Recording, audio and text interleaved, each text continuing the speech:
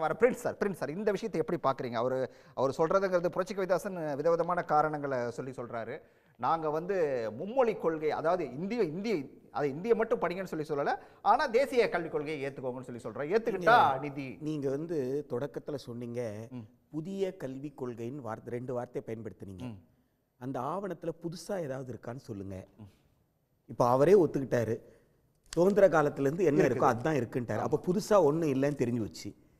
ரெண்டாவது கல்விக் கொள்கைன்னு சொல்லியிருக்கீங்க, கல்விக்கு ஏதாவது டெஃபினேஷன் இருக்கான்னு சொல்லுங்கள். புதுசாகவும் ஒன்றும் இல்லை, கல்வியை குறித்தும் பேசலை, ஆனால் அந்த ஆவணத்துக்கு என்ன பேர் வச்சுருக்கீங்க? தேசிய கல்விக் கொள்கை 2020ன்னு பேர் வச்சுருக்கீங்க இல்லையா? அப்போ கல்வியை பற்றி பேசாத ஒரு ஆவணத்தை நான் எப்படி கல்விக் கொள்கையாக ஏற்றுக்கொள்ள முடியாது என்று சொல்லி தான் ஜம்மு காஷ்மீர் தொடங்கி கன்னியாகுமரி வரைக்கும், குஜராத் தொடங்கி அருணாச்சல் பிரதேஷ் வரைக்கும் இருக்கிற அனைத்து பல்கலைக்கழகங்கள்லையும் பேராசிரியர்கள் மாணவர்கள் போராடிக்கிட்டு இருக்காங்க. தமிழ்நாடு மட்டுமல்ல, இந்தியாவிலேயே ஒரு கொள்கையை நிராகரிப்போம் அப்படின்னு சொல்றதுல இதே இந்த அரசுல எத்தனையோ கொள்கைகள்லாம் வந்திருக்கு. எந்த கொள்கையும் எல்லா கொள்கையும் கொள்கையை நிராகரிப்போம் யாரும் சொல்லல. ஒரு குறிப்பிட்ட விஷயத்தை கொள்கை நிராகரிப்போம்னு சொல்றாங்கன்னா அதுக்கு என்ன காரணம்னு செவிசாய்த்து பார்க்கணும். ரெண்டாவது ஒரு விஷயத்தை அவர் கேட்டாரு, நீங்க முன்னாடி சேலஞ்ச் பண்ண வேண்டியது தானே, இப்ப ஏன் சொல்றீங்கன்னு. 2016ல இருந்து நாங்க அனுப்பின ஆவணங்கள் நான் வச்சிருக்கிறேன். அரசாங்கத்திற்கு, ஒன்றிய அரசாங்கத்திற்கு நாங்க அனுப்பின கருத்துக்கள் நான் வச்சிருக்கிறேன்.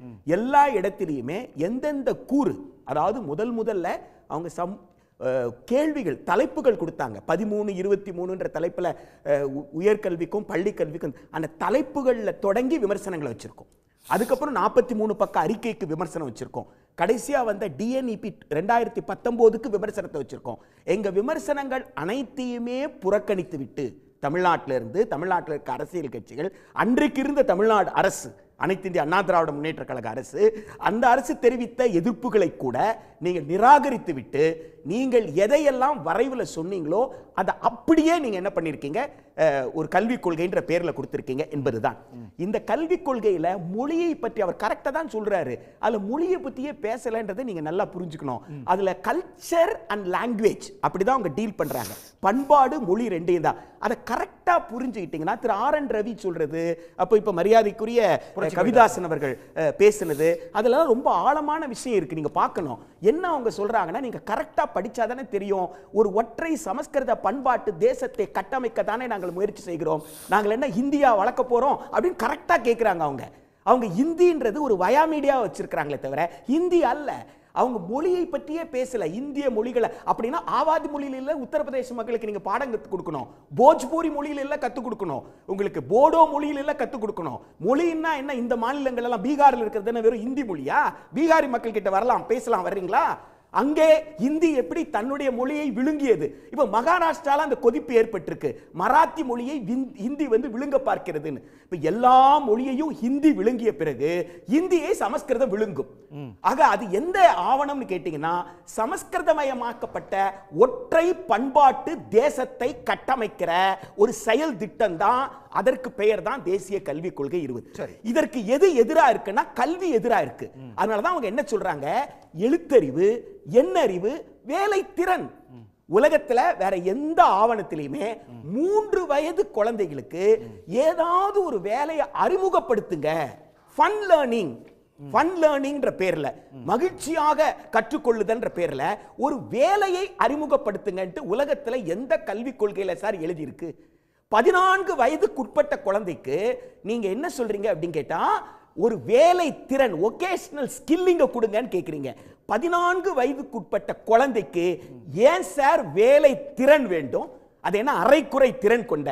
எல்லாவற்றுக்கும் மேல நீங்க PM ஸ்ரீ ஸ்கூல் ஐயா கான்ஸ்டிடியூஷன் ஆஃப் இந்தியா புக்கோட வச்சிருக்கிறாரு. அதனால நீங்க கேட்டீங்கன்னா ரெடி ரெஃபரன்ஸ்க்கு அவர் ஹிந்தி, இங்கிலீஷ்லயும் தமிழ்லயும் வச்சிருக்கிறாரு. அப்படியே இப்ப கேமராவை திருப்புனீங்கன்னா ஆர்டிகல் 14 எடுத்துக்கோங்க, ரைட் டு ஈக்குவாலிட்டி, சமத்துவ கோட்பாடு. நீங்க என்ன சொல்றீங்க, PM ஸ்ரீ வெப்சைட்டுக்கு போங்க, அதுல என்ன சொல்லியிருக்காங்கன்னா, இது school, prime ministers school for rising India. Right. அப்போ PM ஸ்ரீ ஸ்கூல் தான் ரைசிங் இந்தியா அப்படின்னா மற்ற ஸ்கூல்னா வாட் இந்தியா? அப்போ இந்த ஸ்கூல், இந்த பள்ளியில படிக்கிற குழந்தைகளுக்கெல்லாம் சிறப்பா எல்லாமே கிடைக்கும்னா மற்ற பள்ளியில படிக்கிற குழந்தைக்கெல்லாம் ஆக 75 ஆண்டுகள் கழித்து கூட 75 ஆண்டுகள் கழித்து கூட ஆர்டிகல் 41 ஐயா வச்சிருக்கிறாரு, right to education according to economic capacity, economic growth சொல்லியிருக்காங்க. அப்ப 75 ஆண்டுகள்ல குறிப்பா 2014 இருந்து 2024 வரைக்கும் பொருளாதாரம் வளரவே இல்லையா? திரு நரேந்திர மோடி அவர்கள் தலைமையில பொருளாதாரம் வளரவே இல்லையா? பொருளாதாரம் வளர்ந்தால் கல்வியை உரிமையா கொடுக்கணும்ன்றாங்க. கல்வியை உரிமையா கொடுக்கணும்னா என்ன அர்த்தம்னா, அந்த 41 எழுதும் பொழுது 45 இருந்தது. 45 பத்தாண்டுகளுக்குள்ள தொடக்க கல்வியை கட்டணம் இல்லாமல் கொடுன்னு சொன்னா அடுத்த பத்தாண்டுக்குள்ள உயர்கல்வியை கொடுப்பீங்கன்னு அர்த்தம். ஆக தொடக்க கல்வியிலிருந்து உயர்கல்வி வரைக்கும் அரசின் பொறுப்பிலும் செலவிலையும் உரிமையா கொடுன்றதுதான் இந்திய அரசமைப்பு சட்டம். பாபா சாஹிப் அம்பேத்கர் அவர்கள் எழுதின அந்த அரசமைப்பு சட்டம் அதுதான் சொல்லுது. ஒரு கண்ணியமிக்க வாழ்க்கைக்கான உத்தரவாதம். அப்ப உங்க வீட்டு பிள்ளை பிஎம்ஸ்டி ஸ்கூல்ல படிக்கும், எம் வீட்டு பிள்ளை கவர்மெண்ட் பிஎம்ஸ்டியும் கவர்மெண்ட் ஸ்கூல் தான், இதுவும் கவர்மெண்ட் ஸ்கூல் தான். இந்த ஸ்கூல் நம்ம புள்ள வந்து கேட்கும், ஏப்பா அவர் புள்ள மட்டும் பிஎம்ஸ்டியில படிக்குது, என்னால படிக்க முடியலையே. டிஸ்ட்ரிக்ட்டுக்கு ஒரு ஸ்கூல், எஜுகேஷனல் பிளாக்குக்கு ஒரு ஸ்கூல் ஐடென்டிஃபை பண்ணி நீங்க அதுல தான் கொடுக்க போறீங்க. ஆக இது சமத்துவ கோட்பாட்டுக்கு எதிரானது. தமிழ்நாட்டில் சமச்சீர் கல்வி கோட்பாடு தான் பின்பற்றப்படுகிறது. கலைஞர் அவர்கள் குழந்தைகள் மனதில் ஏற்றத்தாழ்வு உருவாக கூடாது என்பதனால் ஒரு சமமான கல்வியை சீராக எல்லோருக்கும் கொடுக்கணும்ன்ற அந்த ரெண்டு சொற்களுடைய கூட்டு சொல்லுதான் சமச்சீர் என்பது. எனவே பிஎம்ஸ்டி என்பது எங்களுடைய சமச்சீர் கல்விக் கொள்கைக்கு எதிரானது என்பதனால் சமத்துவமான கல்வியை கொடுக்க நாங்கள் முயற்சி செய்கிறோம். இது ஒரு 200 ஆண்டு போராட்டம். 100 ஆண்டுகளாக தமிழ்நாட்டில் வந்து நீதி கட்சி ஆட்சி தொடங்கி கல்வியை பரவலாக்குவதற்கு நாங்கள் முயற்சி செய்திருக்கோம். கர்ம வீரர் காமராஜர் ஆட்சி தொடங்கி சுதந்திர இந்தியாவில் உயர்கல்வி வரைக்கும் எல்லோருக்கும் கிடைக்கிறதுக்கு வாய்ப்புகளை உருவாக்கி கொடுத்திருக்கோம். அதற்கெல்லாம் எதிராக ஒட்டுமொத்தமாக கல்வியை தனியாரிடம் கொடுக்கக்கூடிய மிக சூழ்ச்சிகரமான ஒரு செயல் திட்டம் என்பதனால் இதை ஏற்க இயலாது என்று சொல்கிறோம். தேசிய கல்விக் கொள்கை 2020 இந்திய அரசமைப்பு சட்டத்திற்கு எதிரானது என்பதை என்னால் எல்லா வகையிலும் நிரூபிக்க முடியும்.